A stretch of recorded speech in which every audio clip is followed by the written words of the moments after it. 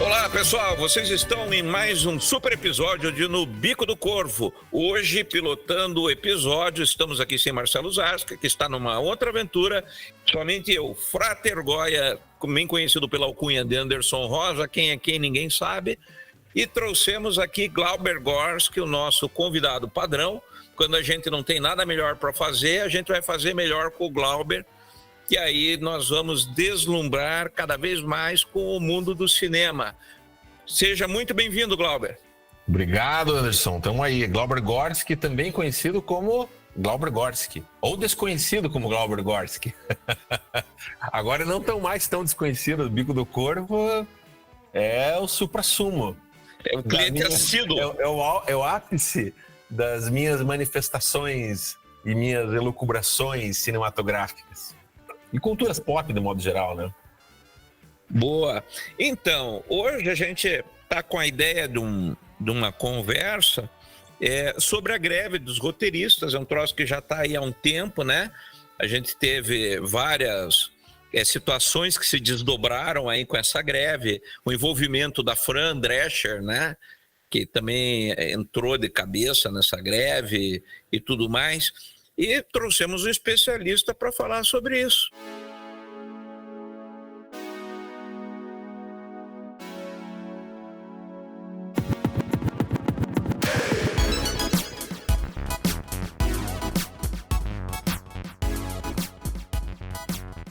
Então, Glauber, o que é essa greve? Por que começou? Como é que tá isso aí? Bom, tudo que tem um começo tem um fim, né? Como o Neo bem aprendeu em Matrix, né? A greve, ela deve acabar. Casualmente, no dia que a gente está gravando hoje, é um dia que está tendo uma reunião que é para ser uma reunião definitiva desse acordo, né? Entre os estúdios e os sindicatos. Porque o que pega, né? O que pega, de um modo geral, é grana. E quando não é grana, é alguma coisa relativa à grana. Nós estamos falando de uma greve do mercado norte-americano, né? Não só Hollywood, mas tudo que tange ao trabalho dos roteiristas, tanto para cinema como para televisão. E a gente precisa entender um pouquinho assim, o que é que demandou essa greve e o que ela impacta, né, nas produções ou nos resultados até do material que a gente consome, porque por bem ou por mal, a gente é muito influenciado já há muito tempo pelas negociações, né, pelo alcance do mercado norte-americano desse entretenimento audiovisual, né, da sétima arte e além. Então, o que aconteceu? Os roteiristas, né, os sindicatos, que mais ou menos, assim, em termos de números, tá, significam hoje algo em torno de 11 mil roteiristas sindicalizados nos Estados Unidos. Eles resolveram falar assim, cara, estamos trabalhando muito e ganhando pouco. A coisa não tá boa. Por uma questão de que não foram corrigidos pela inflação nos últimos anos, porque aumentou a demanda, tem menos equipe trabalhando. Traduzindo em miúdos, para não entrar em números específicos, mas só para entender em termos de comparativo, aquelas séries que a gente tinha com 18, 24 episódios de uma temporada, lá de Arquivo X, de Dexter, né, de todas, que vinha muito lá nos anos 90 e os anos 2000 mesmo, você tinha ali 24 episódios, uma série grande, né, que demandava algo em torno de 10 meses de trabalho, de produção, ou seja, basicamente a pessoa trabalhava o ano inteiro. Era uma série anual. Uma série anual, né? Com renovações anuais, podendo ou não renovar, dependia da audiência, uma série de coisas. E você tinha, normalmente, uma equipe, algo em torno de 10 pessoas trabalhando. Mesmo numa animação como Os Simpsons, você tinha ali núcleos, né? 5 núcleos de duplas de roteiristas trabalhando em paralelo. E nas séries normais também tem isso. O cinema é um pouco diferente, tá? Então, mas porque a gente tem que entender um pouquinho a questão da televisão, porque é onde ela recebe esse primeiro impacto. Mudou-se o formato do negócio com o advento dos streamings. Quando você tem aí um Netflix e todo o restante hoje produzindo com exclusividade, né? Do Prime, HBO, Hulu, A própria Apple, né? a Apple, Paramount. Você tem uma série, né? Disney, né? Produzindo especificamente. Eles diminuíram, esse número não tem mais razão de ser, 24 episódios ou 18. Hoje, claramente, você tem as séries entre 6 e 10 episódios. Vamos chamar aí 8, 10 episódios em média por temporada. Então, no qual 13, né? Uma série mais longa é 13. É 13 quando você tem uma certa garantia de audiência, né? Porque eles não querem apostar na audiência. Porque se você tem um contrato, eles fecham um contrato para 13 episódios. E no 5º episódio a coisa não tá boa, você tem que sustentar aquela turma por mais 8 episódios, né? Agora, se você tem um contrato de 6 ou 8 episódios, você tem um controle melhor sobre o trabalho que está andando ali e também você acaba meio que... Peraí, não precisamos de tantas pessoas assim. Então, hoje você tem uma média de roteiristas por temporada de série de 10 episódios, 3. Então, é menos gente trabalhando. E esse pessoal e daí, focado. Deixa eu só te cortar rapidinho, porque daí, pelo que você está falando, a gente segue, para variar, aquela lógica eterna do follow the money. Sim. Em que daí você vai ter como elementos fundamentais para uma série, né? O saco de quem está assistindo, né? Que aí é essa adesão, né? Engajamento do público ou não, quanto que vai ter de audiência. Porra, série de 23 episódios, ninguém tem saco de ver. Mas um de 8, 10, o cara vê num fim de semana, né? Maratona. Então tem isso. E aí o que você falou, equipe paralela, né? Porque não é só os atores e tal, mas, porra, é diretor, é cinegrafista, todo o pessoal, a equipe de fundo, roteirista, é disso que você está tratando, né? E quando você tem uma série de 8 ou 10 episódios, você mal tem a chance de promover alterações ao longo da produção da série, que era diferente de quando você tinha uma série de 24 episódios, ou mesmo de 16, né? Vamos falar de uma série que é top, assim, Breaking Bad, né? O próprio Breaking Bad, que é uma série sensacional, eles tiveram algumas apostas ao longo da série que eles foram modificando, que não foram dando certo, né? Por exemplo, a cunhada da Skyler, lá, a cunhada do Eisenberg, a mulher do policial, né?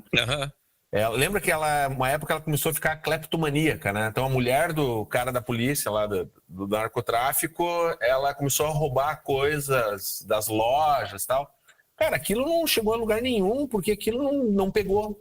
Então aquilo foram uns 2, 3 episódios e simplesmente fizeram vista grossa para aquilo. O que significa isso? Que é um trabalho em andamento. Vai sentindo de acordo com a opinião da audiência. Então eles vão modificando algumas coisas. A entrada do Mike, né, na série, ela foi por conta de um problema de agenda do Bob Odenkirk. Aí era para ele estar numa situação lá, quando morre a namorada do Pinkman, que o Eisenberg deixa ela morrer, né? Chocante, e alguém tem que limpar aquilo. Era pro personagem do Saul Goodman fazer isso, mas o ator não estava disponível. Aí inventaram outro personagem, que é o Mike, que ganhou, né? Como o próprio Pinkman também. Era para morrer no final da primeira temporada. Mas ele ganhou a simpatia do público. Então, as séries longas... E o próprio Saul, né? O próprio Saul Goodman acabou tendo vida própria. Virou um spin-off, Um spin-off maravilhoso, inclusive, né? Diga-se de passagem aqui. Exatamente. Eu sou fã extremo. Mas veja só que interessante, quando você tem isso, você tem a chance de ir trabalhando, lógico que é o showrunner, né? Que vai cuidar disso, né? Ele que delega e decide, ele que dá o voto de Minerva para o processo todo. Já hoje, com as séries de 8, 10 episódios, o estúdio tem uma mão de ferro mais forte para cima disso. Acaba interferindo mais, e nós estamos falando aqui nesse momento só da questão, digamos, insalubre dos roteiristas, que é uma equipe pequena, né? Você tem uma equipe menor, a base, digamos assim, do chicote, né? Movido pelo chicote e tambor, né? Exatamente. Que nem uma galera viking, né? Aí os caras, e uma outra coisa é que nos últimos 12 anos, mais ou menos, eles fizeram simplesmente uma conta e descobriram que o ganho deles, em relação ao que eles ganhavam os roteiristas, há 12 anos atrás, eles ganham 4% menos, em média, em termos de cachê, né? Só que relativos à inflação norte-americana, eles chegam a ganhar até 23% a menos. Então, o ganho é pequeno, segundo aspecto. E o terceiro aspecto, a gente pode estar até um quarto aqui, que é bem discutível, mas o terceiro aspecto é o fato das reexibições futuras. Então, hoje, por exemplo, no Brasil, vamos falar aqui do Brasil, né? Quando a Rede Globo ela reprisa uma novela no Vale a Pena Ver de Novo, o elenco principal e a equipe de direção recebem um cachê proporcional pela reexibição. Porque aquilo está sendo exibido na TV e tem intervalo comercial, ou seja, a emissora está ganhando dinheiro. Que é como música, né? Você ganha por exibição. Exatamente. Então, como existe esse ganho pecuniário, como os advogados gostam de falar, é natural que aqueles que têm participação autoral, que no Brasil, na legislação, é entendido principalmente com a direção de cena, né? O diretor maior ali que tem a decupagem, né? Que tem o olhar dele sobre o material, é a direção de fotografia, né? Isso vale para publicidade também, são os atores, porque eles dão vida, né? Eles têm chance de promover alterações e dar vida àquilo, ou seja, tem a arte e fazer o personagem engrenar ou não. Exatamente. E a direção musical, quando você tem uma autoria musical ali. Então, esses 4 são os que realmente ganham. Exceções à regra são tratadas como exceções, vai do contrato. Os roteiristas não. Os roteiristas, eles não ganham. Então, eles estão brigando por isso. Porque se descobrir que tem uma nova tipo de veículo que a gente não concebeu ainda para exibir um material, isso tem que ser considerado e pautado, né, no ganho do roteiro. Né, porque ele está sendo vendido, né? Está sendo vendido. Então, isso posto, essa é a briga deles. O que isso impacta? Tá, diretamente. Impacta, primeiro, nos programas ao vivo, né, os talk shows todos eles pararam ou entraram em reprise, né, entraram no modo piloto automático, não tem o roteirista autor ali, não pode ter, né, é uma greve sindical. Com exceção da Drew Barrymore. Com exceção da Drew Barrymore, você tem o impacto a médio prazo nas séries de streaming, principalmente, e de televisão também. Por exemplo, assim, foi cancelado, estavam gravando e cancelaram, pararam, deram uma pausa no Cobra Kai, que estaria vindo para a última temporada, seguraram isso, né? Entre outras séries, né? Acho que a Casa do Dragão também foi interrompida, né? Então, várias séries eles seguraram isso. As séries que já estavam prontas e concebidas, elas estão na pós-produção, então elas vão ser entregues naturalmente.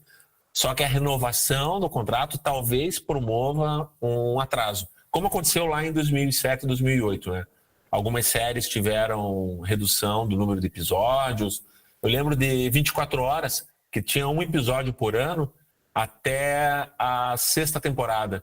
Aí depois teve esse gap, né, que ela começou em 2000, né, 2000, 2001. Começou em 2000, exatamente. Então, em 2006 para 2007, eles pararam por conta da greve. Aí eles voltaram 2 anos depois, com um telefilme que antecipava a 7ª temporada, se eu não me engano, se não me falha a memória. Então, esse tipo de impacto naquilo que é entregue para a gente, que a gente recebe nos streamings, a gente pode sentir de um ou de outro jeito assim. E no cinema, na maior de todas as artes, a gente não vai sentir isso até metade do ano que vem. Porque os filmes que estão sendo entregues, eles já foram escritos, produzidos e concebidos muito antes, né?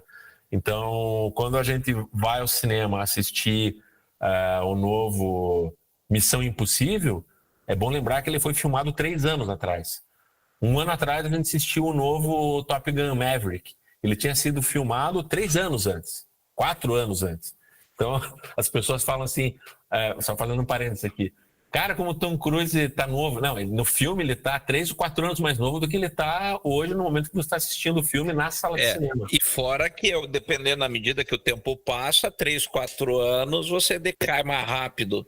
Exatamente. Né? Entre 50 e 60 do que entre 20 e 30. Exatamente, né? Então, esses cuidados... Aparece mais. Aliás, Aliás, aqui, já que eu falei do Tom Cruise e do Missão Impossível, eu fui ver essa parte 1 do novo Missão Impossível no cinema, me diverti um monte, achei divertidíssimo, mas se você olhar para o Tom Cruise ao longo do filme, observando sequências, você vê que ele muda ao longo do filme, porque esse filme teve muitas interrupções ao longo da pandemia. Esse é o filme que o Tom Cruise teve um piti no set, porque o pessoal não estava respeitando toda a regra de higienização e saneamento, né? E ela foi muito alongada, assim, foi muito encarecida. E dá para ver assim que não é um filme que foi rodado em 2, 3 meses. Ele levou mais de meio ano. E você percebe nos atores, né? O ator chegando perto dos 60 começa a modificar o viço da pele. Porque o cinema, de um modo geral, a produção de um filme, para quem é um pouco mais curioso e querer saber como é que é, a produção no sentido de filmagem, a gravação de um filme, ela acontece, de um modo geral, num curtíssimo prazo. O prazo mais curto possível para que você gaste menos. Então, a média isso, de um filme médio norte-americano é de 6 semanas de gravação de filmagem. Alguns são filmados em 4 semanas, alguns em 8 semanas, e o resto é exceção. As exceções são observáveis, né? Mas, para se filmar em 6 semanas, você tem ali 6 meses antes, 1 ano, 2 anos de pré-produção, contratos e escrita de roteiro, tá? E ao fim da gravação das filmagens, você tem ali mais 4, 6 meses, 8 meses, 1 ano, né, de montagem e finalização. Fazer o color, efeitos especiais e tudo mais que o filme precisa. E participação do roteirista. Então, essa greve incide nisso também. Então, se você tem hoje um filme, nesse momento, sendo gravado nos Estados Unidos, um filme que foi escrito até antes do início da greve dos roteiristas, o filme está andando, está sendo produzido, mas não tem a participação do roteirista no set de gravação, que é uma coisa super comum em termos de contrato. Porque circunstâncias acontecem e alterações precisam ser feitas. Então, por mais que você fale que... E outra, né? Se você parar para pensar, quando dá esses gaps assim, você às vezes perde todo o filme dali, né? O filme, a série, né? Porque se você troca o roteirista, às vezes perde a mão. Não, na verdade, você vê várias séries que acontecem, né? Isso, né? Você fica com um roteiro, mas sem o roteirista. Então, o poder de decisão que às vezes você tem ali sobre certas circunstâncias na ilha de edição vão cair na mão do editor, vão cair no olhar do diretor, mas principalmente na mão do produtor. E o produtor é o grande inimigo dessa turma toda. Porque o produtor, indiferente a toda essa turma que a gente está comentando aqui, ele continua ganhando dinheiro. Com as reexibições dos filmes, com as novas janelas de exibição, com os streamings. O produtor... Ele é o único que ganha 100% de tudo, né? Para sempre. Ele continua sempre ganhando. Então, hoje, um diretor de estúdio nos Estados Unidos... fui atrás desses números, assim, vi matéria jornalística, isso, mas de um grande estúdio, hoje ele, sem sair de casa, ele embolsa por ano dezenas de milhões de dólares, 20, 30 milhões de dólares, só com os materiais que estão andando por aí, estão sendo exibidos. Então ele não precisa trabalhar, porque o trabalho tem alguém fazendo por ele isso, né? Então esse é o ponto, assim, é o cenário todo para entender essa bagunça. E o quarto ponto, que a gente pode só colocar em passando aqui, porque é algo discutível, eu acho que ainda vai se discutir muito, é a questão do uso da inteligência artificial na concepção das histórias.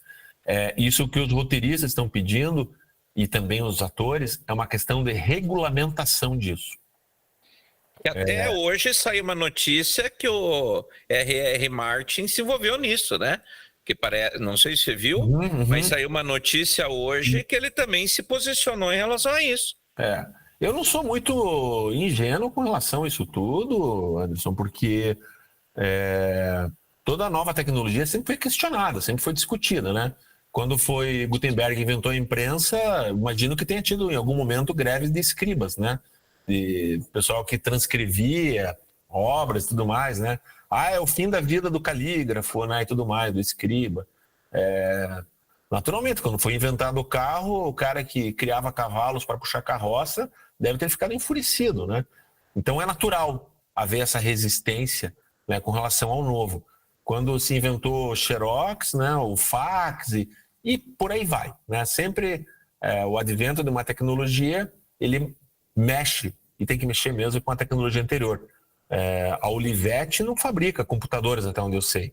E eu não sei se a Olivetti ainda fabrica máquinas de datilografar. De calcular, né? Então, eu sei que é algo que precisa ser regulamentado, mas é uma ferramenta. E quando você parte do princípio de que nada se cria e tudo se copia, e entre o se criar e se copiar, a gente vive transcriando tudo, né? A gente é filho de nossas próprias convicções, né? A gente é fruto de nossas próprias influências. O quanto é nosso mesmo, aquilo que a gente diz ser nosso enquanto autor, é bem discutível mesmo, né? E tem que ser sempre discutido. Afinal de contas, quanto dessa informação que eu estou trazendo para você é informação minha? Provavelmente quase nada. Quanto do que eu estou falando para você é de fato meu, oriundo meu? Provavelmente quase nada, né? Então a minha responsabilidade é filtrar e entender da onde que eu busco isso. E você ter uma ferramenta como a inteligência artificial, ela precisa ser entendida como inteligência artificial, né? Como foram os computadores, né? Quando o computador chegou na sala de aula para o aluno, a primeira coisa que as escolas fizeram foi proibir, né? Quando chegou os trabalhos impressos por impressoras caseiras, a primeira coisa que os professores fizeram foi proibir e queriam os trabalhos todos manuscritos. Não, você tem que escrever à mão para mostrar que foi você que fez. Daí o professor mesmo viu que era horrível ler a letra do aluno e era muito melhor ler uma letra impressa e falou, cara, esse troço está me dando trabalho, eu não quero tanto trabalho assim. Então o mercado meio que vai entendendo e a gente vai seguindo o dinheiro para saber para onde a coisa vai. Mas de qualquer forma, discutir isso, ele é pertinente, precisa ser questionado e buscar regulamentar e ao mesmo tempo sempre deixar aberta a possibilidade de rever, né? Tudo, né? Toda a regulamentação ela precisa ser revista, porque a ferramenta tecnológica ela está sempre chegando, ela não vai deixar de chegar.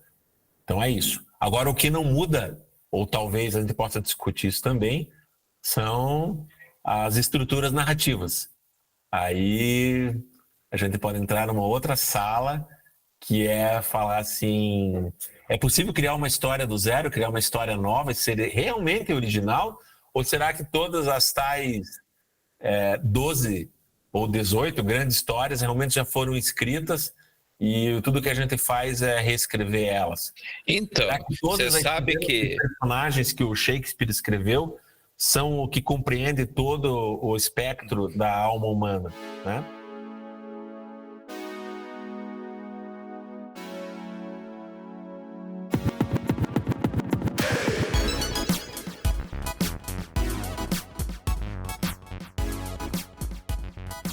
Não, e para você ver, vamos pegar um clássico, né? Por exemplo, que é O Senhor dos Anéis, que todo mundo, uau, né? Tolkien e tal. Cara, se você estuda, por exemplo, a mitologia nórdica, a mitologia escandinava, você vai encontrar todo o Senhor dos Anéis ali. Uhum. E às vezes, inclusive, trechos inteiros, mitos inteiros, aonde ele simplesmente fez o famoso copia e cola, né? E é uma das obras máximas da criação humana que todo mundo, né, idealiza, fala, não, porra, Tolkien é o pai de toda escrita moderna, é o grande clássico do século XX, é o Senhor dos Anéis, e daí, será? Daí a gente pode apresentar aí Richard Wagner com o Anel de Nibelungo. Pois é, né? Que ele também bebeu, né? Exatamente. Das Edas e tudo mais aí. Então, assim, é muito importante parar para pensar isso, né? Porque, na realidade, como você falou, a gente passa o tempo inteiro recriando, reescrevendo, revendo velhas histórias, né? Mas aí deixa eu te perguntar. Por exemplo, eu gosto muito do Yuval Harari, que escreveu Sapiens, Como Deus e 21 Dicas para o Século XXI. Eu estou falando para você, estou olhando que está os 3 livros ali na frente. E o Yuval, quando ele fala nessas 21 dicas para o século XXI, ele fala isso, né? Ele fala que a gente tem que tomar um certo cuidado enquanto seres humanos, porque a gente tem a pretensão assim, o computador jamais vai tirar a genialidade da arte, né? E ele diz, calma, porque todas essas tecnologias, que nem hoje, por exemplo, se você pega o próprio YouTube, Amazon, te dando dicas, né? Quem comprou isso também comprou tal coisa, né? Quem ouviu isso também ouviu aquilo, quem curtiu essa série também curtiu essa outra. A inteligência artificial, ela está refinando de tal forma que você já não vai... eu acho que você vai se tornar cada vez mais difícil você identificar o que é uma criação canhestra de uma inteligência artificial e de uma inteligência humana. Inclusive porque a gente se dá muito crédito na criatividade, né? Vamos combinar. Tudo bem, que nem o pessoal diz, né? O pessoal fala, o Egito, as pirâmides vieram de aliens, né? Cara, você está subestimando a inteligência humana, vamos combinar, né? E está ofendendo, né? O Egito, né? Mas, por outro lado, se você for pegar quantos músicos ruins, quantos escritores ruins que simplesmente fazem os trabalhos nojentos, né? Que aí você vê quantos Mozart se produziu ao longo dos séculos, quantos Beethovens, né? Por que um clássico, o que faz de um clássico um clássico, né? E o que existe no meio disso, que vai para o vaso sanitário, né? Que vai para o enterro. Então também não dá para a gente dizer assim, eternamente nós temos a premissa da criação mora no seio do ser humano. Não mora, velho. Eu garanto que tem muita inteligência artificial gratuita, que a versão grátis produz redações melhores que 80% dos alunos do Enem. Exatamente. Essa discussão ela tem que acontecer. O que não dá para fazer um olhar meu assim, né? É tirar a oportunidade do ser humano ser original, né? Isso. Eu lamento muito... Ainda ser o piloto, né? Exatamente. Eu lamento muito quando eu vejo alguém abrindo mão de um desafio interno de conseguir ser criador. Entendeu? Eu acho que se a gente partir daquele pensamento, considero um pensamento um tanto quanto raso, mas ele é uma pequena maçaneta para uma sala maior, né? De que se nós somos feitos à imagem e semelhança do divino, né? Então nós que sejamos criadores, né? Não só criaturas, né? E até porque se nós somos criaturas, Deus também é criatura. Bom, aí a gente pode entrar numa discussão semântica aqui, mas o fato quando você abre mão da condição de ser um potencial criador, eu lamento muito. Eu lembro bem falando de um filme, falando de roteiro e falando de processo criativo. Tem um filme que eu gosto bastante, que é o Te Pego Lá Fora. Filme de 87, uma comédia juvenil, que recomendo demais. Assim, é um daqueles filmes assim, se está passando, eu paro e não saio da frente da TV. É como assistir Curtindo a Vida Doidado, como assistir Uma Linda Mulher, aqueles filmes que me abduzem para dentro dele. E ele tem a narrativa da jornada do herói maravilhosa ali dentro, devidamente e coerentemente escamoteada dentro da circunstância daquele universo, né? E tem um dado momento, sem querer dar spoiler, mas dando aqui, que o herói do filme, vamos dizer assim, né, o personagem principal da história, e ele tem que se deparar com um antagonista, que por isso daí vem o nome da tradução em português, Te Pego Lá Fora, que em inglês é 3 o'clock high, que é 3 horas da tarde, né? Que é o horário que termina. Que é inclusive o cartaz, né? Que é o cartaz, exatamente, né? O moleque, que é o underdog, que ele tá prometido de apanhar do bad boy da escola, às 3 horas da tarde. Te pego na saída da escola e não há o que se possa fazer que eu vou te arrebentar porque você tocou em mim. Cara, o filme ele é riquíssimo em muitas coisas, mas tem um ponto lá no final do filme, um pouco antes do desenlace final, que ele, por um instante, por um único instante, ele consegue se livrar da briga. Ele consegue convencer o antagonista a não bater nele. E é um momento de... Você pode fazer todas as analogias e todas elas serão muito bem válidas. Mas é um momento que estão só os dois. Tal qual no começo do filme, quando eles se tocam, estão só os dois, ali estão só os dois. E ele dá uma grana pro cara. Falou, cara, esse dinheiro aqui, um dinheiro que ele roubou, um dinheiro que ele desviou, falou, esse dinheiro aqui, eu vou te dar esse dinheiro para você não bater em mim. Pelo amor de Deus, cara. Eu olho o teu tamanho, ela é meu tamanho, eu vou morrer se você bater em mim. Aí o cara fica olhando e fala, você tem certeza disso? Sim, por favor. Ele falou, esse dinheiro aqui não está rastreado, não é uma armadilha, isso? Não, por favor, toma esse dinheiro e me deixe ir embora em paz. Aí o vilão fala assim, cara, então tá bom, se é isso, se você quer me dar o dinheiro para você não apanhar de mim, negócio fechado. Aí o protagonista fala assim, ufa, né? Que bom, né? Muito obrigado, né? Aí quando o vilão tá para ir embora, vira as costas, ele dá uma última palavra, que é o ponto aqui. Ele se vira pro protagonista e fala, cara, me conte aqui, como que é ser um fracassado? Como que é nem tentar? Você nem tentou, cara. Você vai passar o resto da tua vida sendo um fracassado? Como que é isso? Cara, eu tenho um nojo de gente como você. E vira as costas e vai embora. E aí, lógico que num arrobo assim, o herói fala, não, cara, agora nós vamos brigar.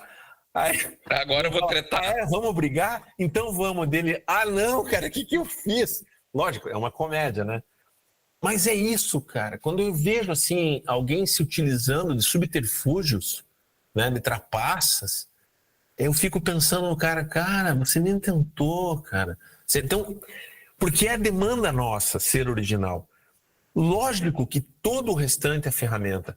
Tá frio lá fora. Cara, eu vou sair sem roupa porque eu sou mais eu, né? Não, cara, você tem que pôr tua roupa. A tecnologia te proporcionou isso, né? Eu tô morrendo de dor de cabeça, mas eu não tomo remédio para dor de cabeça. Cara, você é burro, né? Toma um remédio aí, você gosta de sentir dor. Sofrendo por opção? Exatamente. Então, toda a tecnologia, todo o ferramental humano, ele está a serviço disso. Todo remédio, ele é um pouco de veneno, né? Você não pode exagerar na dose, senão, naturalmente, o remédio vai virar veneno. A tecnologia também é assim. Não há problema nenhum em você utilizar qualquer tipo de ferramenta. Porque eu, por exemplo, usar um ChatGPT para, num dado momento, por motivo que for, eu fazer o uso dele, ou por uma questão de velocidade, ou por questão de eu estar numa encruzilhada, numa dúvida, eu consultá-lo como eu consultaria um assistente, um aprendiz, quase que um oráculo, como eu consultaria um amigo.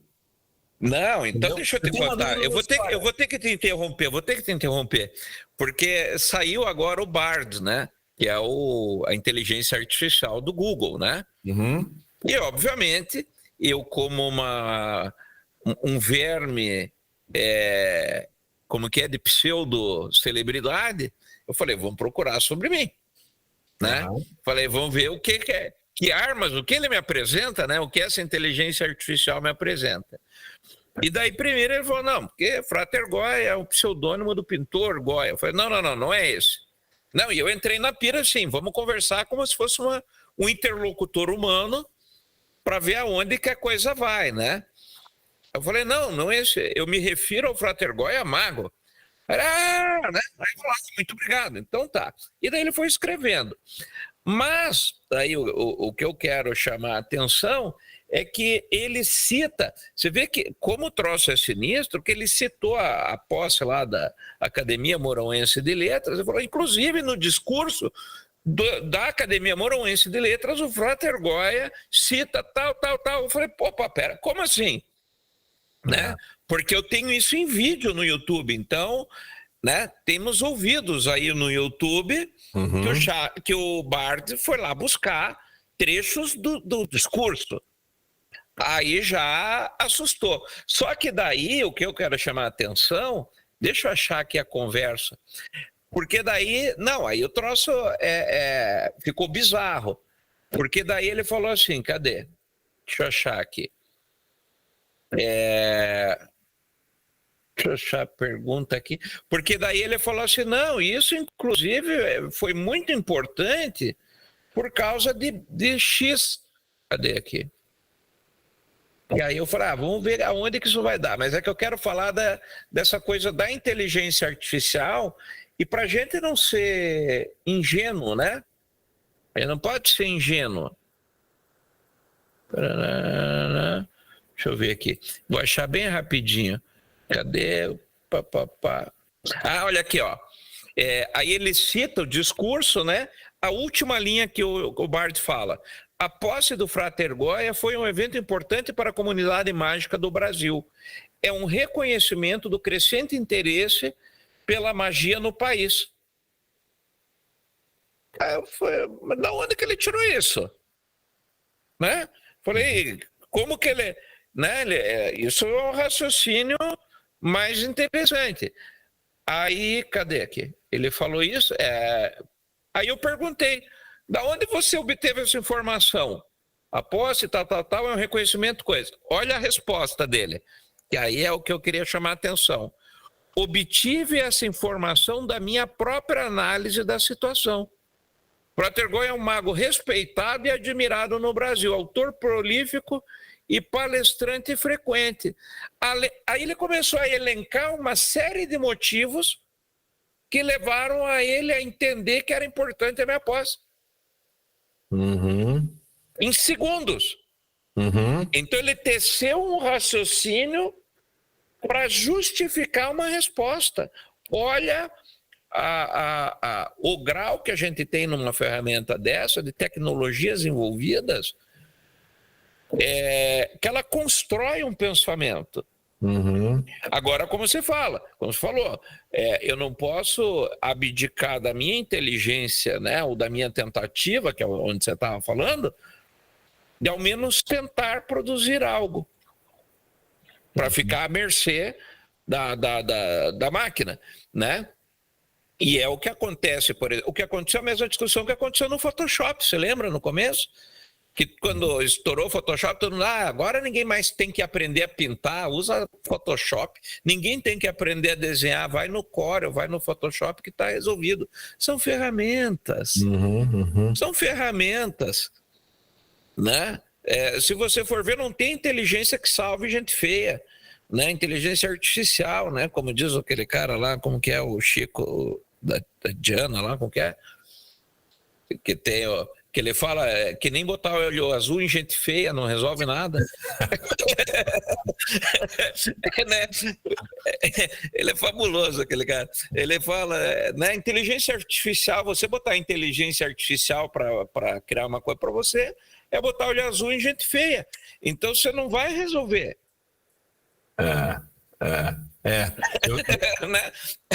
Eu tô pensando aqui um pouquinho ainda nessa abordagem especificamente tua, pontual aí, e eu leio uma outra coisa acontecendo aí também, sabe, Anderson?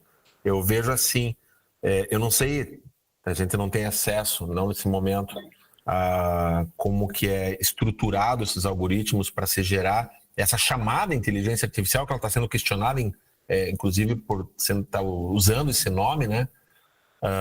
Se é uma inteligência ou não, né? É uma inteligência, artificial ela é, né? Mas, por outro lado, tem a mão humana, então não é tão artificial assim. E eu penso numa outra coisa. Acompanha o raciocínio comigo. Aquela frase, que é uma ótima frase, diz assim: quando Pedro fala de Paulo, eu sei mais de Pedro que de Paulo. né? Isso. Então, quando eu falo de um filme, eu falei agora há pouco do Te Pego Lá Fora. Eu tô falando de mim, né? Eu falo do meu gosto, eu falo da maneira como eu me reporto, né, a uma Descobrimos narrativa mais principal. sobre o Glauber na análise do que sobre o próprio filme. Exatamente, né? Então, quando eu elenco, assim, as minhas bandas preferidas, mas, assim, não são as minhas bandas preferidas. Eu digo assim, essas bandas são ótimas, mas, na verdade, eu tô falando daquilo que me toca, né? Tudo é assim. Para a vida é assim, para tudo, né? Isso diz respeito ao ser humano natural, né? Por isso que eu ainda me policio bastante. Quando eu falo, hoje me policio a ponto de eu não consigo segurar o verbo, mas o raciocínio já vem junto, colado ali. Quando eu falo assim, aquele filme é ótimo. Cara, não, eu gostei muito daquele filme. Porque pode ser que alguém assista e fale, cara, eu não acho, desculpa aí, cara, eu não achei ótimo não, achei uma bosta. Pode acontecer isso, né? Porque também a pessoa está falando dela, com relação àquilo que reverbera nela, no que diz respeito ao todo das artes e tudo mais. Então, quando a inteligência artificial fala do Frater Goya, eu tento entender o que é que eu sei mais sobre a inteligência artificial do que sobre o Frater Goya. E aqui nessa frase, você pode me corrigir futuramente se eu estou errado. Quando ela coloca no algoritmo o quanto é importante para a magia no Brasil, né? Esse é o termo, né? Foi o que ele colocou ali. De verdade, não é isso que aconteceu. O reconhecimento não foi pela magia. Né? Isso, exatamente. O pontual foi outra coisa. Mas, lá na frente, se a magia for reconhecida de uma forma mais avançada, a inteligência artificial vai falar, eu já avisei antes. Então, sim, conversa e ele vai no argumento. E ele vai nesse argumento, nisso que você está falando, quando que eu não li tudo. Quando ele vai dando essas conclusões, ele diz, e além de tudo, eu percebo com isso que a magia está se tornando mais lugar comum no Brasil. Uhum. Né? Ela fala justamente por isso, porque é um fato único. Olha só, temos um visitante aí. Qual é o nome do visitante? É o Nero. É o Nero, gatinho preto, coisa mais linda do mundo.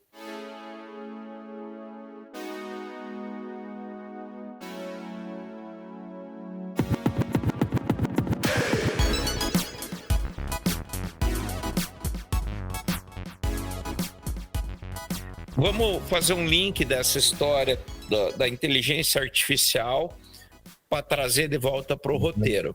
Um roteiro, quando ele é escrito, ele tem algumas etapas que ele cumpre, né? Alguns, não sei se a gente chama de requisitos, estrutura básica, como é que você chamaria isso? Então, por exemplo, se a gente pensar que se a inteligência artificial cumprir esses requisitos, ela monta um roteiro, é aquela teoria do macaco pisando no teclado vai acabar escrevendo uma peça do Shakespeare? Não, ela não chega nesse ponto. Ela é antes, assim, ela é baseada em se não regras e nem normativas, em sugestões estruturais, né? Seja na concepção da estrutura narrativa, enquanto um começo, um meio e um fim, ou seja na questão da elaboração, da construção de personagens, né? Que ajuda a empurrar essa história até o fim. O Robert McKee, né, autor do Story, ele comenta assim que uma história tem que estar sempre sendo empurrada para frente, né? Sempre tem que algo estar para acontecer. É como aquela estatuazinha... Sempre a iminência de alguma coisa.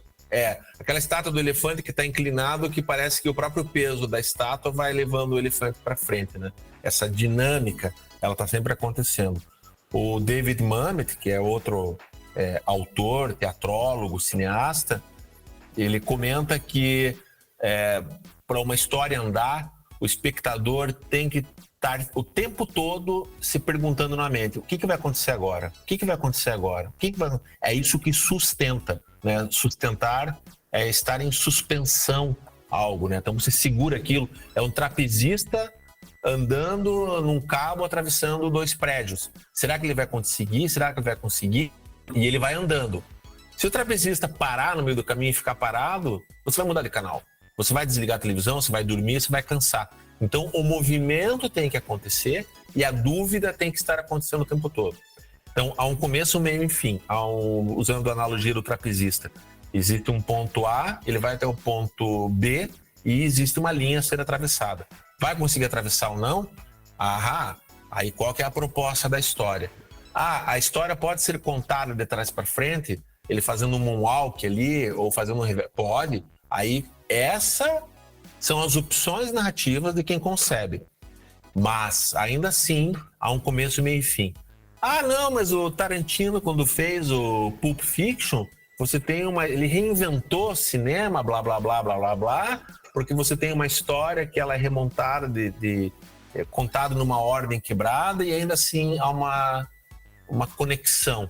Há uma conexão, mas não há uma anexão. Porque se você assistir o filme na ordem cronológica, ele não funciona. Ele não acontece. Mas o fato é que, ainda assim, o filme começou com 0 segundos e termina lá com 1h40. 2 horas de filme, o tempo que durar. Há um começo, um meio e um fim, né? E, de um modo geral, e eu sempre procuro fugir das propostas estruturais enquanto ferramentas de gabarito, mas sobre esse gabarito a gente precisa saber utilizar para conceber a história, e aí você pintar com as tuas cores aquilo. Você precisa ter um começo, meio e fim. Você precisa... É saudável para o autor, e aí nesse momento eu posso estar falando com quem queira ser autor de alguma forma. É muito saudável, como eu já passei por isso, em dúvidas, né? Eu não sei como terminar essa história, lá num curta-metragem que eu fiz. Aí eu rapidamente voltei para a estrutura. Peraí, deixa eu fazer aqui. Vou fatiar em 3 atos, como uma espada que tem 3 partes. Então, o primeiro ato, né?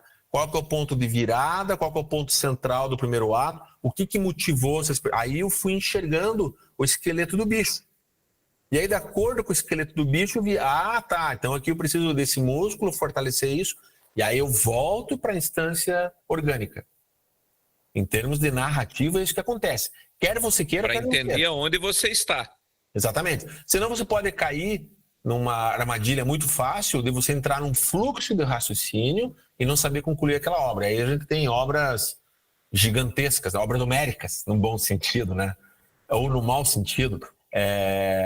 De você pegar, por exemplo, um Stephen King, que ele nunca sabe quantas páginas vai durar o livro dele, vai depender do fluxo de consciência dele. E muitas vezes, durante o processo da construção, ele não sabe, ele não tem muita certeza de como a obra vai terminar, né? Aí as críticas feitas, que eu não compartilho dessas críticas, mas elas existem e eu entendo elas. Por exemplo, é o universo concebido por Lost, para a série Lost. Né, os detratores falam assim, eles nunca sabiam para onde a história ia terminar e terminaram de qualquer jeito. Essa coisa foi tão forte que o J.J. Abrams e os criadores, eles tiveram que se pronunciar falando assim, cara, quando foi filmado o primeiro episódio, quando foi concebida a história, a gente já sabia como seria o último episódio. O que houve foi realmente um preenchimento, muitas vezes inadequado, nesse meio do caminho. Que aí é a questão do negócio. Tem que ter tantos episódios, cada episódio tem que durar tantos minutos, e aí fica difícil. É possível, mas a chance de você criar barrigas, criar material gorduroso, né, sem motivação é grande. A série do Walking Dead e os derivados é uma prova cabal disso, né? Eu adoro, assisto todos, mas reconheço todos os problemas que estão ali dentro, né? E você sabe que eu fiz uma viagem no tempo, né? Para você que está nos ouvindo hoje, eu e Glauber nos conhecemos acho que há uns 20 e tantos anos, né? Sim. Foi 90 e alguma coisa. Já é pelo menos a idade do meu filho mais velho, pelo menos 26 mais anos. 25, certamente, né? Pelo menos 26 anos. E curiosamente, enquanto você estava aí falando, eu me lembrei de uma conversa que nós tivemos quando eu morava aí nas Mercês, naquela casa atrás lá do Amaral, que você voltou a comentar sobre o filme Quem Vai Ficar com Mary, que justamente você fala, e aqui eu vou citar onde que você falou isso aqui na conversa agora, que foi justamente nisso, o roteiro iminente, o que vai acontecer, o que vai acontecer. E eu lembro que na época, quando você falou do filme, eu não tinha ido ver, eu já na época não gostava daquela coisa de ver filmes que estão muito em frisson, né? E você fala, não, esse filme foi muito bom, esse filme é excepcional, porque você fica o tempo inteiro pensando, será que eles vão chegar nesse ponto? E eles vão e vão além. Eu me lembro até hoje de você explicando quem vai ficar com o Mary, dizendo o quanto você se surpreendia deles virem além da tua expectativa. Você diz, eu não acredito que eles vão fazer essa merda. E daí eles faziam e aprontavam ainda mais em cima. E agora você me trouxe isso de volta nessa conversa aí. Porque realmente é o que faz funcionar, né? Como é que se pode explicar o sucesso de um filme como Titanic, que todo mundo vai assistir sabendo o final da história? Que o navio Paixão de Cristo. quebra na funda, né? A Paixão de Cristo, que há 2000 anos o pessoal sabe o final. Exatamente. E cada vez que sai um é sucesso de bilheteria. Se a gente filmar uma versão da Paixão de Cristo em Campo Mourão, vai funcionar, vai ser sucesso, né? E as pessoas vão fazer fila para assistir sabendo o final da história, né? Então, aí assim... Aonde está a genialidade nisso? Aonde que tá? Aonde que tá a porção humana nessa história, né? Por que é que isso justifica você, no campo do cinema, você refilmar histórias que já funcionaram antes, né? E não, bom, só você ver todo esse universo hoje em dia do cinema, essa pobreza já há alguns anos, né? É uma riqueza financeira aliada a uma pobreza criativa de você apostar em adaptações de histórias em quadrinhos, adaptações de videogames, adaptações de filmes de heróis e continuações. E filmagens impossíveis que nem Duna, né? Que até hoje é considerado tabu no cinema, né? Então, o que me interessa, não só enquanto autor, mas enquanto leitor e espectador, é você olhar uma obra e procurar enxergar a mão do autor, a mão do artista. Isso eu acho um deslumbre. Ver as cores que o cara colocou na obra, o olhar dele, a carga emocional. Porque, basicamente, quando você concebe uma história, uma das formas de você pensar, né? Aliás, é um exercício muito bom, que eu já trabalhei isso em sala de aula até, tanto enquanto aluno como enquanto professor. É um exercício ótimo, que eu recomendo quem puder participar desse tipo de atividade, recomendo muitíssimo para quem for, de qual área for, porque foi dos momentos da minha vida onde eu tive uma epifania, que é simplesmente um exercício da contação de história, onde você é o diretor de uma história, e uma história improvisada. E você tem que trabalhar essa história. Aliás, você não é o diretor da história, você é o contador. Tem uma outra pessoa que está na atividade com você, que é o diretor da história. Que o diretor nada mais é do que o primeiro espectador, né? E enquanto espectador, ele tem a chance de revelar o interesse dele e a curiosidade sobre 3 aspectos. O primeiro deles é a ação. O segundo, não nessa ordem, tá? Mas são 3 elementos, né? Então, 1 é ação, 2, a emoção, e 3 é aquilo que a gente chama de cores, que é a ambiência, que é o visual, o sonoro, né? É o perspectivo do cenário. Seria assim, cenário, ambiente, né? Então, é o equivalente assim, você pedir para eu contar uma história e eu vou contar a história assim de na sala da minha casa tem um gato bem doido correndo pela sala, e você, enquanto diretor, você não quer fazer a leitura visual disso, você quer saber o que é que está se passando comigo. Daí você fala e pergunta assim para mim, cor. Aí cor, assim, eu digo, não, o gato é um gato de jovial, de 3 meses, um gato preto, de olhos amarelos, a sala é assim, assim, assado. Começa a explicar, dá esse cenário. Aí você meio que fica enfadonho com isso e fala ação. Eu falo, bom, o gato acabou de achar um chinelo e tá correndo que nem um louco com o chinelo arrastando pela boca. Aí você fala emoção. Aí eu vou dar a minha sensação da emoção sobre aquilo ali. Eu fico um pouco agoniado de ver o gato ali, com os dentes dele pode se prender. Eu não sei se esse chinelo que estava lá fora, se ele não está trazendo alguma virose. Você entendeu que com um pequeno exercício eu começo a criar um universo. E quando você faz isso enquanto atividade, após passar por um aquecimento vocal, de relaxamento corporal, e você abre a tua mente, você começa a entrar numa instância, numa outra esfera, você entra no universo do campo autoral, de tal forma que você vai encontrando recursos dentro de você, no teu arcabouço interno, que você não imaginava que você tinha.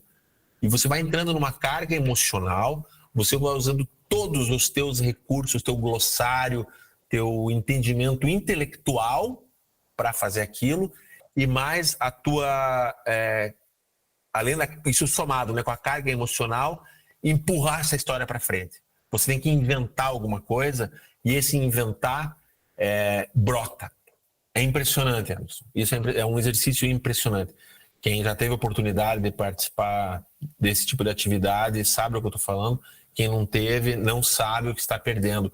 É uma coisa assim de mexer com a alma. É uma epifania, assim, é um processo iniciativo, de iniciação, com as devidas condições e com o devido jogo, com quem está com você ali fazendo isso, essa promoção, isso vem crescendo. E aí você vai entender, em termos de processos de construção narrativa, sendo um roteirista, de que isso acontece. Se você é um Stephen King, que escreve compulsivamente, ele faz isso, ele permite isso. Só que ele acaba muitas vezes se perdendo nas cores e emoção e a história não avança. E aí o livro fica meio grosso. O próprio Tolkien tem isso. É uma crítica que eu fiz na época, quando eu li O Senhor dos Anéis a primeira vez. Eu queria que a história andasse, que quando ele chega sozinho para pedir ajuda para o rei lá, o regente da cidade lá das sete colinas. E ele entra com o cavalo, né, desesperado, né, porque o tempo está correndo. Aí o Tolkien para e começa a contar a história daquela cidade. Bom, 500 anos antes, o regente anterior... E eu lendo aquilo, eu falava, cara, me conta a história, eu quero saber da história. Então, deixa eu te interromper rapidinho, mas você sabe que isso, uma vez perguntaram pro Tolkien, e ele disse que ele fez isso propositadamente para que você sentisse o que os personagens estavam sentindo. Né? Então, por exemplo, imagine você ter que falar com o rei, porque os caras estão batendo lá na tua porta, vai invadir o castelo, vai matar todo mundo e você chega para pedir socorro, cara, espera um pouco que eu vou ver se o rei está disponível, que aí é o equivalente, né? Você chega com o cavalo, então você tá ali, entrou na vibe do personagem, aí ele para, aí vai contar do rei, de quando que foi 500 anos atrás, ele vai te situar, você, poxa, sério? Né? E aí tem o último livro, quando eles estão naquele pântano dos mortos, lá o livro se arrasta. Ele fala, não, a ideia é isso, é que se arrasta para mostrar que eles avançavam muito pouco a cada vez, e, né? Então o troço fervendo lá fora, ele, perdido naquela bosta daqueles pântanos das almas, dos condenados, o caralho. E aí ele diz que ele fez tudo isso, entre aspas, proposital, para que você sentisse o tempo passando pro personagem. Para você não conseguir pular a etapa, né? Então, veja que interessante. Ele conseguiu fazer isso, né? Ele provocou isso em mim, porque depois de décadas ainda carrego essa... E é uma das grandes críticas que quase todo mundo que lê tem a ele, é isso. Mas olha como a crítica ela é válida de qualquer forma, né? Porque a obra deixa de ser do autor e passa a ser do leitor, naturalmente. Mas, ao mesmo tempo, é muito interessante, de novo aquilo, né? Tolkien escrevendo sobre o Senhor dos Anéis, a gente acaba sabendo mais de Tolkien do que sobre o Senhor dos Anéis. Então, vendo a inteligência dele, se apoiar na estrutura narrativa, ele enxergar o esqueleto da obra, e saber, não, aqui eu vou alargar porque eu tenho essa intenção. É como o Umberto Eco, quando escreve o Nome da Rosa, né? Ele tem parágrafos inteiros escritos em latim e não tem nota de rodapé traduzindo aquilo. Porque a intenção dele, e ele também falou isso em entrevista, é assim, não, é para você não entender o que está escrito ali. Porque as pessoas naquela época eram analfabetas. Elas pegavam um livro, batiam o olho e não sabiam o que estava ali dentro. Então por que você tem que saber? Né? Então faz parte da... E outra, até te movimentar para você ir atrás disso. Isso, Né? Você está tão curioso, vai aprender, que é o que provavelmente aconteceu na época. Alguém se incomodava a ponto de querer aprender a estudar, né? Tente ler o Machado de Assis hoje, tem um dicionário do lado. Você acaba perdendo muita coisa dali, né? Porque as palavras, né? O glossário, né? Já se perdeu muito daquilo ali, não está mais usual.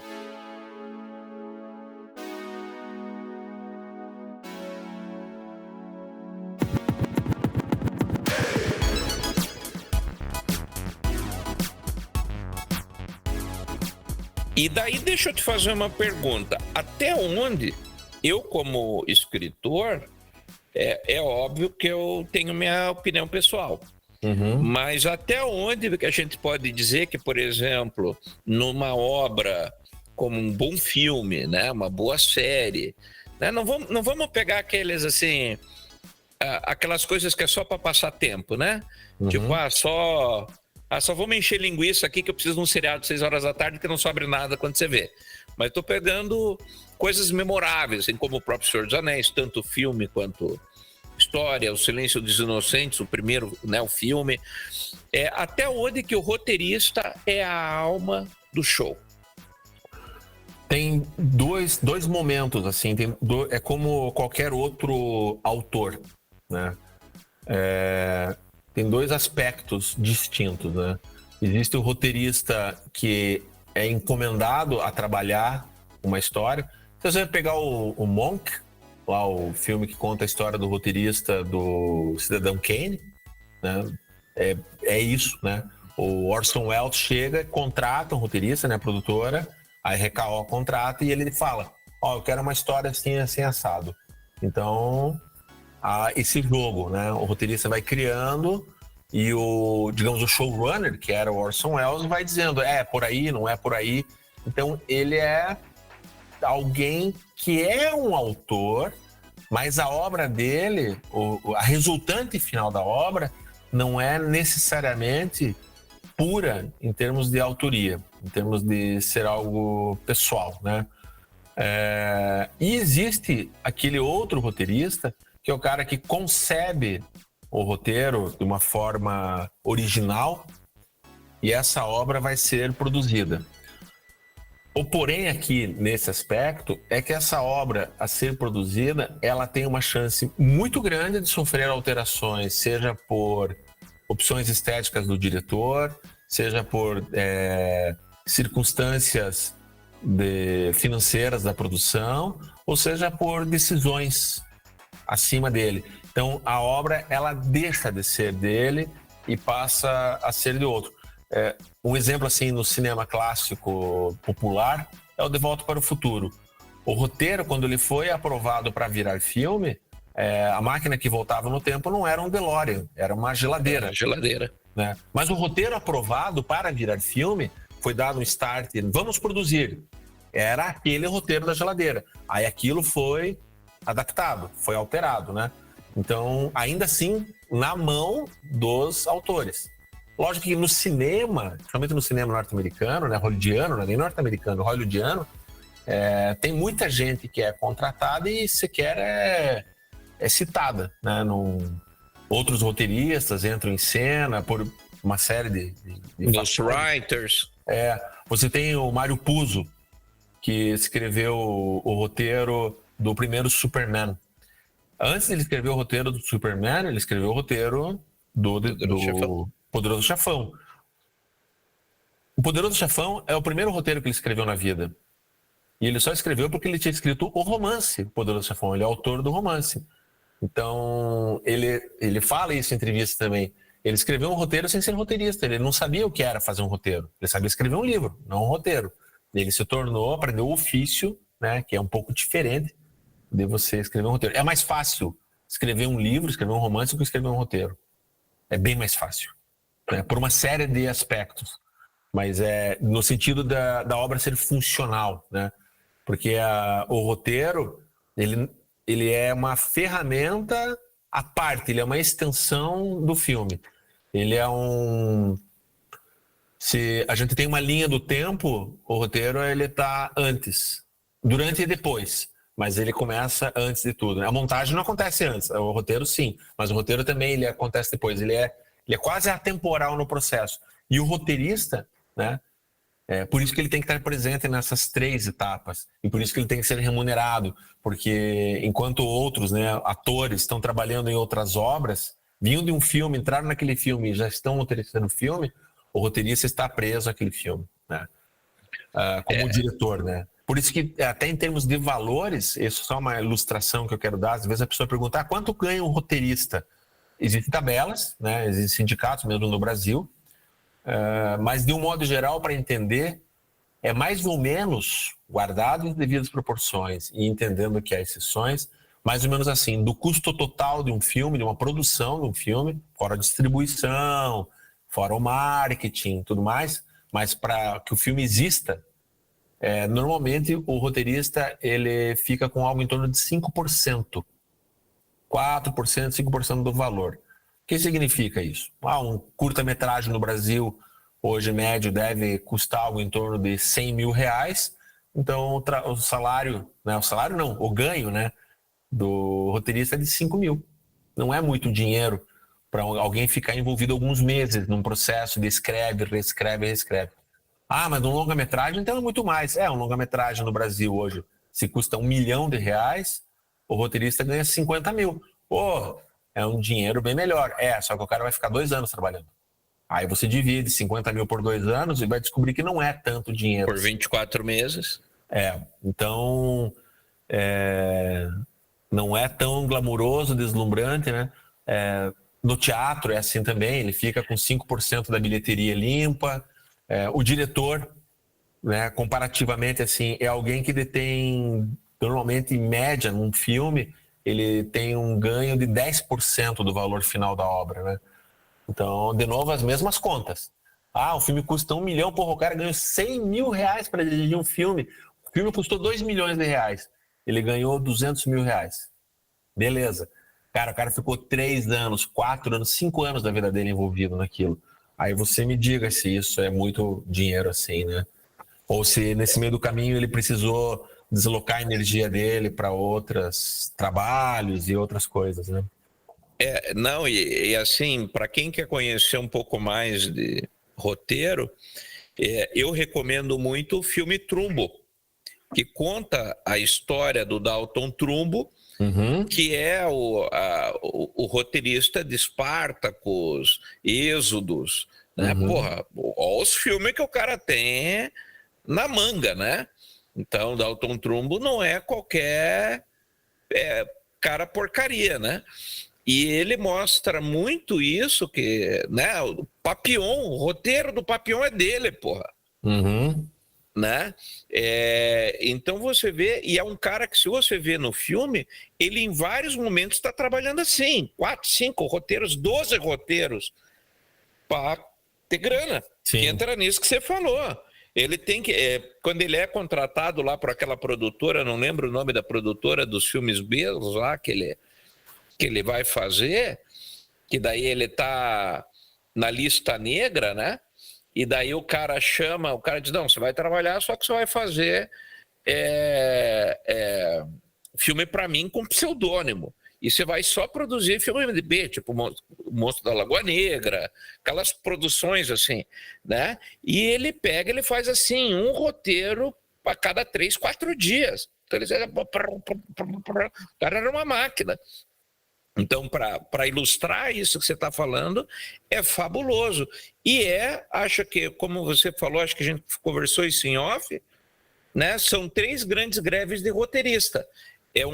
Essa que está acontecendo, que começou em 2 de maio, uma de 2007, e a anterior foi quando? Foi na década de 1960. Que é com o Trumbo. Que é no meio da história do Trumbo. Porque lá também teve a greve dos atores, né? E reivindicando. Isso, e estava tendo E ali mudou a história do cinema. Na década de 60 muda a história do cinema norte-americano, né? Que decreta o fim dos grandes estúdios, as produções de estúdio, né? Aqueles filmes com cara de filmes filmados em galpões, com ambientes sem teto, né? Porque a iluminação, aquela coisa mais televisão. A televisão acaba herdando muito forte aquela estrutura.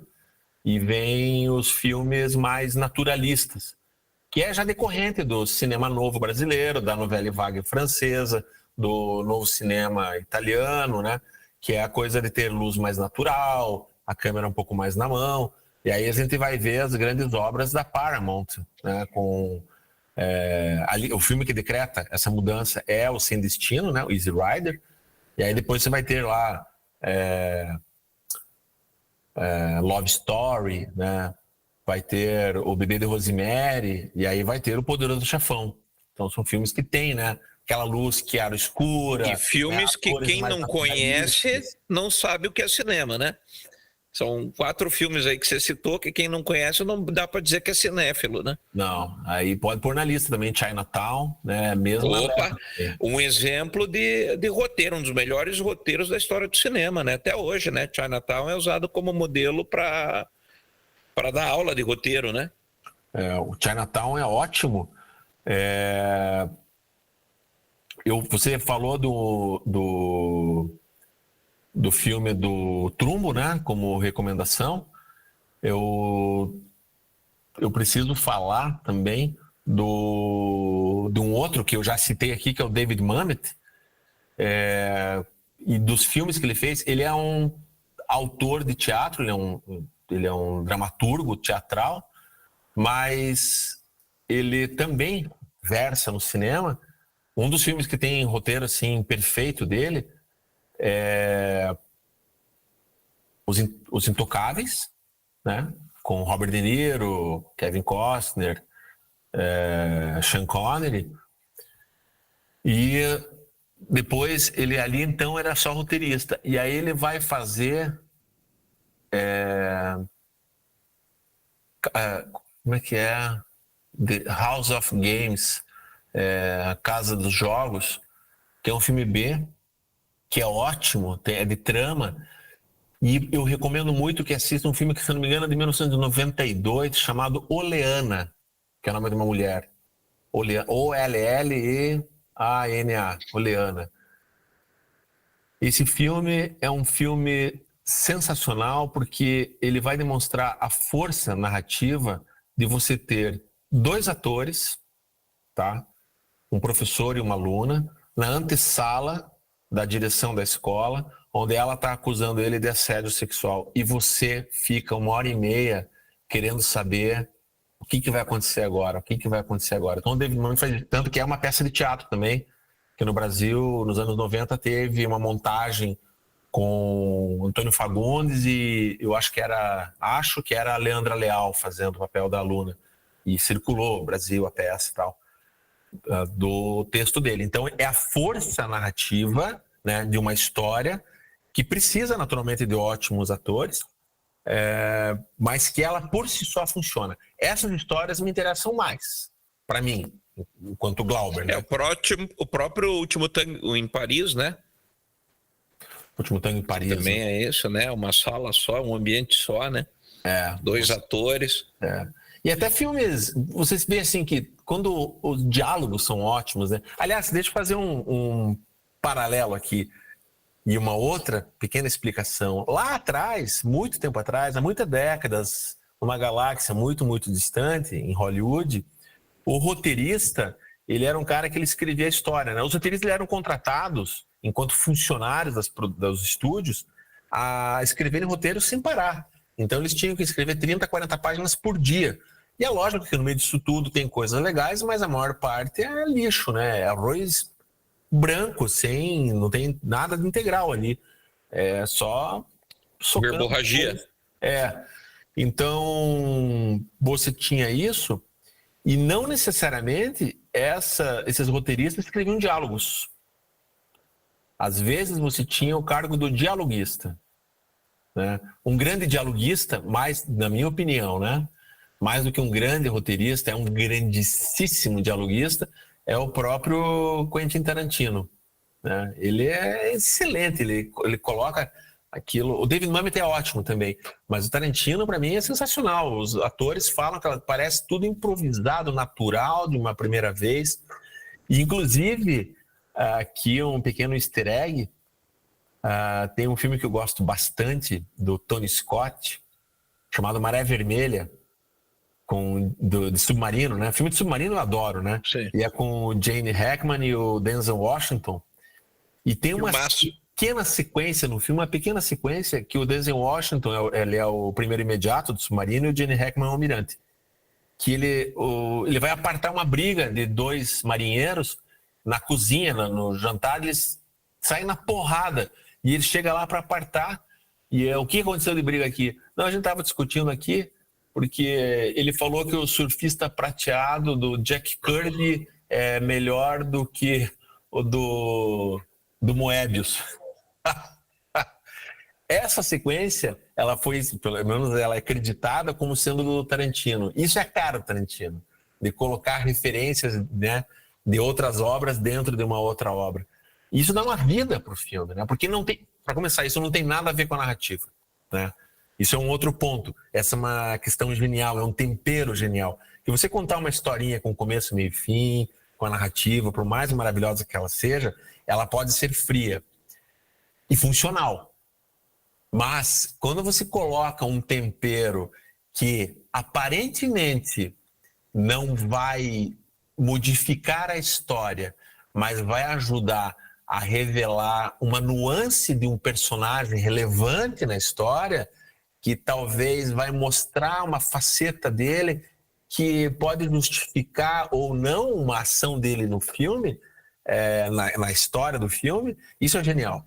Porque o Denzel Washington, o personagem dele, aparta a briga, manda os dois para os seus devidos quartos, só que antes dele mandar, ele chega para o cara e fala assim: você falou que o do Jack Kirby, o surfista prateado, era melhor que o do Moebius, fui eu, tô com você. Então, aparentemente é uma piadinha, só que o Denzel Washington, ele vai promover um motim, porque tem uma situação ali de um pânico do almirante, que acha que eles estão sem comunicação com a superfície, e ele tem certeza que foi deflagrada a Terceira Guerra Mundial, e eles querem mandar um míssil balístico ali, né, que é um submarino nuclear.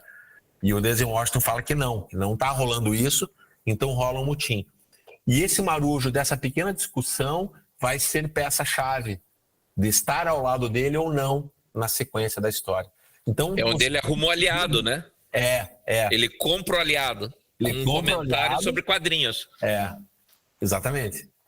Talvez ele salve ele lá na frente ou não, né? Assista um filme que não assistiu. Então, você conceber essa história, você ser senhor dessas narrativas, né? De você poder dar os devidos destinos para que promova, que é o que interessa no final das contas. Você promova a surpresa e emoção no espectador, no leitor, no ouvinte, é o que mais importa. É o que o Robert McKee fala assim, no curso dele. Ele finaliza com... Eu paguei por isso, tá? Tô dando de graça aqui. Mas ele finaliza o seminário dele com isso. Escrevam histórias que sejam surpreendentes e emocionantes. E não escrevam dramas, escrevam tragédias, né? Já falei isso outras vezes aqui. As tragédias, elas são inesquecíveis. As tragédias transformam as obras em imortais, né? Quando os personagens morrem, a chance da obra ser imortal, ela aumenta bastante.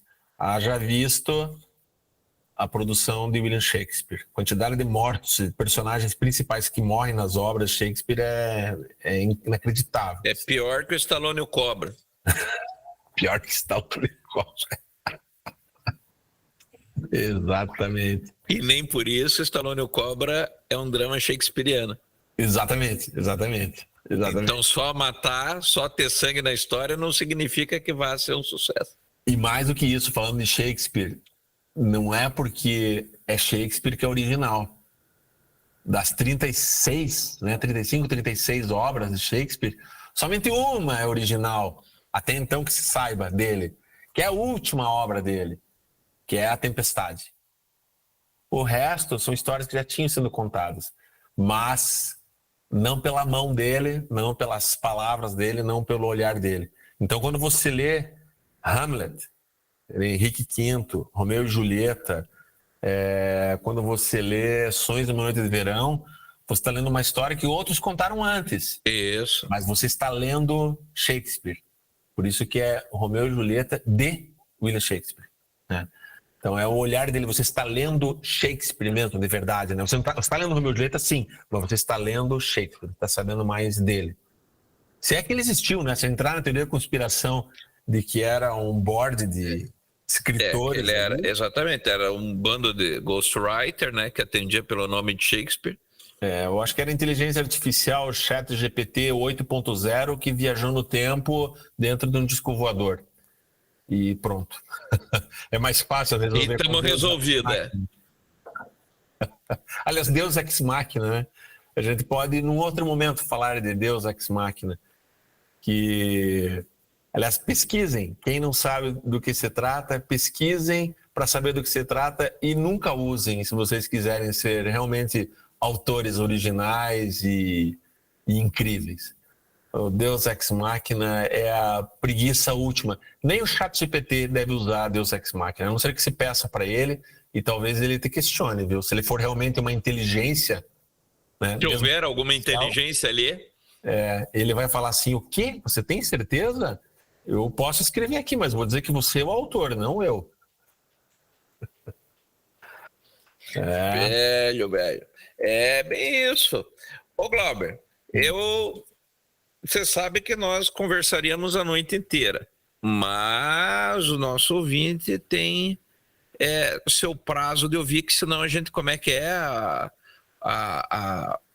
o algoritmo, né, começa a perceber que os ouvintes perdem o interesse.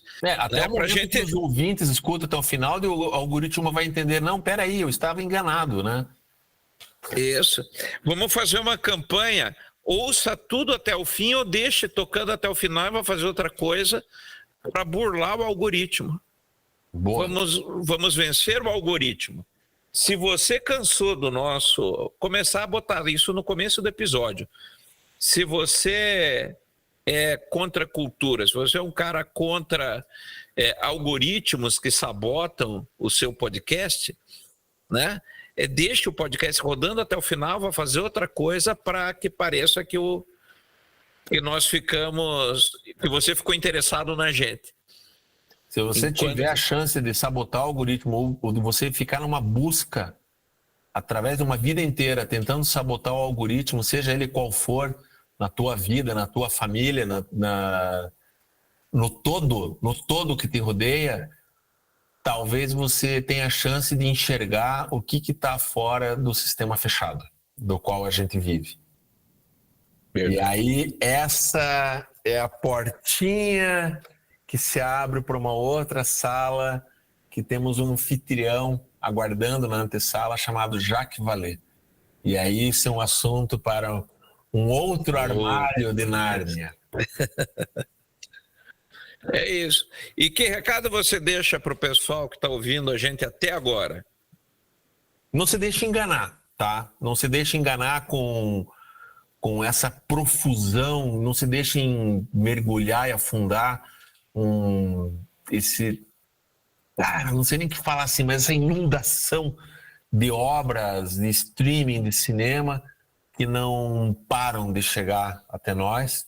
E assim corre o risco de perder e encontrar os imortais. Procure quem indique filmes, livros que sejam clássicos, procure entender o que são clássicos e não se deixe perder no meio da muvuca, tá? E se você realmente quiser ser original na tua vida, cara, tenha a inteligência artificial como uma boa ferramenta que você pode utilizar como um bom amigo e um bom conselheiro, como você utiliza uma faca para cortar um pedaço de carne para não prejudicar tanto assim os teus dentes, né? Se você não tem força para cortar essa carne, você usa garfo e faca. Então, entender que as ferramentas estão aí à nossa disposição, mas que a gente não se deixe levar por ela, senão a gente acaba ficando muito preguiçoso, né? E sempre em movimento, né? Movam-se, procurem mover as pessoas, procurem demover as pessoas de ficarem estáticas em suas inércias. E uma coisa que eu aprendi essa semana é: fuja do sofá. O que quer que isso signifique, fuja do sofá. Seja lá o que isso quer dizer. Seja lá o que isso quer dizer. Isso vale uma outra história que vale um curta-metragem, que poderia abrir um longa-metragem, de um diálogo que eu tive com uma mulher enquanto eu fazia exame de sangue essa semana, e o assunto no cafezinho pós-coleta de sangue, uma mulher que eu nunca tinha visto na vida, nós dois conversamos sobre os problemas do sofá. Falei, cadê o Tarantino para roubar esses diálogos tão maravilhosos que estão surgindo agora aqui, tão longe da inteligência artificial? É o diálogo natural. Mas é verdade. Eu acho que, por exemplo, uma boa conversa, e acho que é isso que faz um podcast ser interessante, é isso, né? É a capacidade de você reescrever, criar bons momentos, criar momentos memoráveis, né? Entre duas ou mais pessoas, né? Eu acho que é disso que você acaba falando aí, né? Então, sentou-se ali num sofá, né, de um consultório para alguma coisa, tirar o sangue, né, talvez um sangue vampiresco, né, e daí já se criou a partir dali uma história, né? E aí você pega o fio da meada e segue por ele e pode chegar a resultados bem, bem surpreendentes. E se você, como eu, tem uma propensão a conceber histórias, a escrever histórias, você é ouvinte, né? E você, Anderson, isso nem precisa ser citado nem endossado, mas tal qual, coloque os seus personagens em situações extremas, né? Como a vida faz com a gente muitas vezes, porque quando você coloca um personagem sob pressão, você talvez tenha a chance de descobrir que aquele personagem não é exatamente como você tinha concebido e ele tem algo a mais a te entregar, tal qual você pressionar de uma forma impossível um pequeno pedaço de carvão e ali se manifestar um diamante. E fica a última dica de filme, lembrando disso, Cova Rasa. Boa. Cova Rasa é quando dos três, que um deles tem que fatiar o corpo da pessoa que morreu, e no palitinho um deles perde. Aí você entende o que é um personagem se modificar depois de uma pressão. Boa, ótima dica.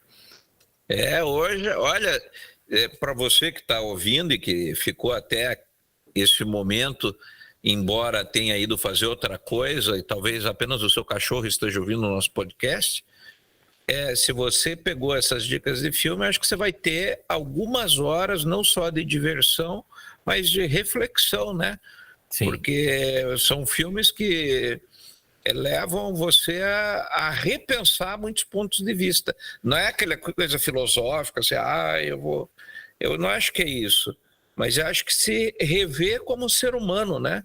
Ressignificar, né? Ressignificar, exatamente. Né? Que nem se falou isso do Cova Rasa, extremos, né? O próprio Breaking Bad, né? Breaking Bad é isso. Sim, o que você faz se você for colocado contra a parede, né? De forma absoluta? Para que lado você vai espirrar? Perfeito. Né? E isso é mais que filosófico, isso é a vida, né, do próprio ser humano acontecendo. Você pode especular filosoficamente, mas quando o personagem é prensado a fatiar alguém, a esconder um corpo, né, a deixar dinheiro para sua família, para sua esposa grávida, daí é que a coisa acontece. É aí que a merda tá feita. Perfeito. Né? Mas é isso. Muito obrigado, Glauber. Olha, mais uma vez uma conversa incrível, maravilhosa e fabulosa. E a gente não tocou num tema que eu queria, que era sobre como escrever um roteiro. Você vai ter que voltar inúmeras vezes para explicar isso, porque todas as vezes a gente vai começar uma conversa sobre essa premissa e falaremos de tudo menos sobre isso.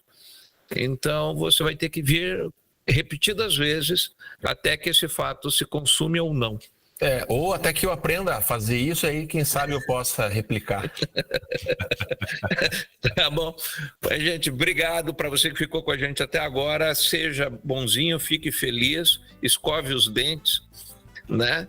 E saia do sofá. Tá bom. Um grande abraço para todos vocês aí que estão ouvindo a gente até agora.